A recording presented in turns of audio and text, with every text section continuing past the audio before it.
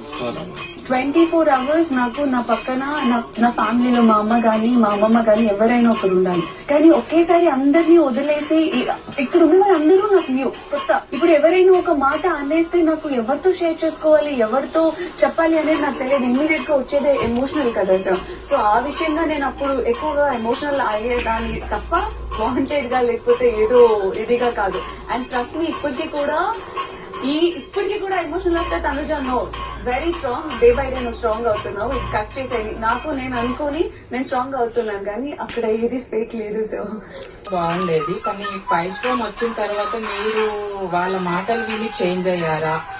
Sudden గా నాన్నగారు నుంచి బర్నీ సార్కి ఎందుకు మారిపోయారు? మీ మధ్య బాండింగ్ జెన్యూన్ అయినప్పుడు మీరు ఎందుకు వేరే వాళ్ళకి? నేను ఆయనకి సపోర్ట్ చేద్దామని ఒక అడుగు ముందేసినప్పుడు, లేకపోతే ఆయన నాకు సపోర్ట్ చేయాలని ఒక అడుగు ముందేసినప్పుడు నేను ఆ నాన్న అనే పేరు సింపతిగా క్రియేట్ అవుతుంది.